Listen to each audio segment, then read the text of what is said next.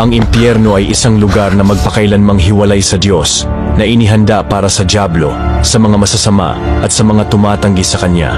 Ang nakakagulat pa ay, kahit ang mga mananampalataya ay maaaring mapunta sa impyerno, aling mga mananampalataya ang maaaring humarap sa kapalarang ito? 1. Yaong mga nagmamahal sa pera.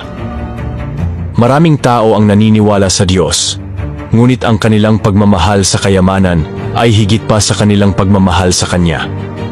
Pera ang sentro ng kanilang buhay. Naglalaan sila ng oras para kumita, ngunit walang oras para sumamba sa Diyos o lumapit sa Kanya. Sabi ni Jesus, sino may hindi makapaglilingkod sa dalawang Panginoon? Ang pagkakaroon ng kayamanan ay hindi masama, ngunit kung ang pagmamahal sa pera ay naglalayo sa iyo sa Diyos, maaari itong magdala sa iyo sa impyerno. 2. Yaong mga nagnanasa sa material na kasiyahan. Sabi sa kasulatan, huwag ninyong ibigin ang sanglibutan ni ang mga bagay na nasa sanglibutan.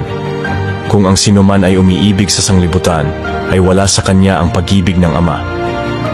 Marami ang natutukso ng mga makamundong kasiyahan. Bagaman naniniwala sila sa Panginoon, mas mahal nila ang mundo. Naglalaan sila ng oras sa social media, paglalaro, panunood ng mga palabas, pamimili, at pagkain sa labas. Ngunit kinaligtaan ang pagtatag ng ugnayan sa Diyos. Isinuko nila ang buhay na walang hanggan kapalit ng panandaliang kasiyahan. Kung hindi sila magbabalik loob, mahuhulog sila sa impyerno. 3. Ang mga sala sa init o sala sa lamig. Maraming mananampalataya ang nagdarasal, dumadalo sa simbahan at tumutulong sa iba, ngunit hindi nila hinahangad ang salita ng Diyos o hinahanap ang Kanyang kalooban. Sila ay kontento na sa mababaw na pananampalataya, hindi malamig o mainit. Sa huli, sila ay itatakwil ng Panginoon gaya ng Kanyang sinabi. Kaya sapagkat ikaw ay malahininga at hindi mainit o malamig man, ay isusuka kita sa aking bibig. Mga kapatid, kung natutukoy ninyo ang inyong sarili sa alinman sa mga ito, oras na upang magising. Ang ating mga gawa sa buhay na ito, ang magtatakda ng ating walang hanggang hantungan. Hinihimok tayo ni Jesus na hindi lamang maniwala sa Kanyang pangalan, kundi mamuhay din ayon sa Kanyang mga turo.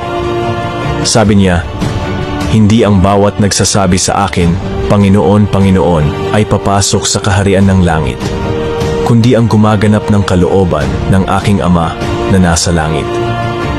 Ito ay hindi isang banta, kundi isang paalala. Nais ng Panginoon na marinig natin ang Kanyang mga salita at magpasakop sa Kanya.